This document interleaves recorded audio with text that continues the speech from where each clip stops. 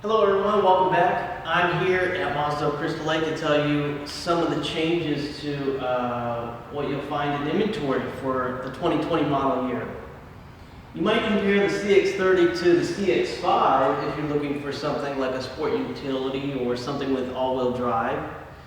So what will you see? What will you see be the differences between the two? I had a Reddit user asked me, well, maybe you should compare this to the CX5, the CX30 with all its excitement. What do you get with the CX5 that you can't, or vice versa, in the CX30? So as you can see, I got both of the hatches open, and you can easily tell that there are some cargo space changes. One, you'll have the usable space more so than the CX3 and the CX30, but it is still smaller in capacity to the CX5. Now, if you look at both of them right here, they're nearly identical load heights. Now, one change that comes to mind when you're looking at the CX30 as a base model and the CX5 as a base model, you'll have for 2020 standard rear cross traffic alert with blind spot monitoring. Now, you won't have that on the base model for the CX30 unless you get the select package. So that's something to note if you're looking at the differences between this base model and this base model CX5. When it comes to infotainment, you'll have the standard Mazda Connect, the new form of infotainment to go forward in Mazda product on the CX30. You'll have the older Mazda Connect system, which is still retrofittable for Apple CarPlay and touchscreen below 3 miles per hour. However, it's not touchscreen anywhere on the CX30 and Mazda product moving forward. What about ride height or seat comfort? You'll have a different seat in the CX5 than the CX30. And visibility, checking over your shoulder even though you may have blind spot monitoring, I've noticed that, as mentioned, is visibility okay in either one. I think it's okay, but you know, you might have that difference in, say, the CX30 versus the CX5 as far as driving comfort.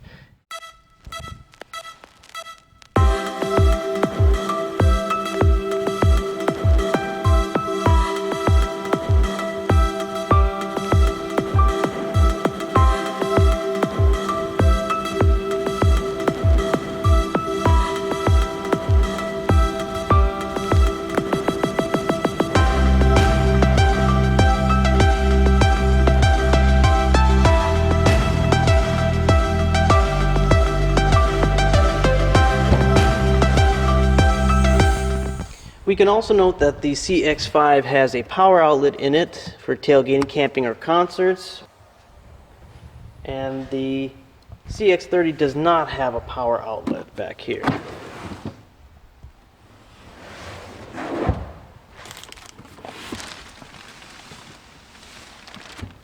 Also, with respect to towing, your capacity on a CX30, you might find that its capacity is 1,500 or 2,000 for the CX5. So towing, a little bit of towing is something that you'll need. It might be greater found in the CX5.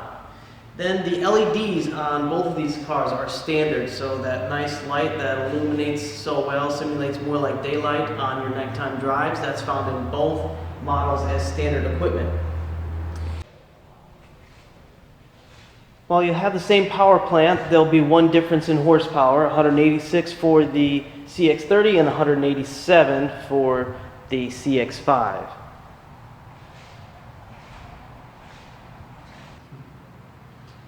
The other item that might come up is the fact that this is built in Mexico, where this is built in Japan. Now, to be able to build in Mexico, they had to send over a team and make sure that the quality was going to be there, so it doesn't seem to be a thing that bothers me. But if it comes up, yes, this is built in Mexico, like many other things that the states get. The new standard stock stereo in the CX30 is, in my opinion, almost better than the Bose sound system offered in the CX5. If you haven't tried it, come in, we'll take a look and listen to the new standard stock radio found in new Mazda product. And the last thing I wanted to show you is the turn signals or indicators. On the CX30, they're kind of this fade effect that it has. So it looks different.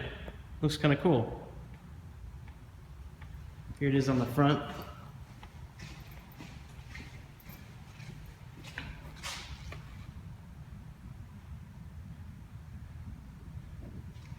So I hope that's been informative. I hope that helped in your search for a new Mazda.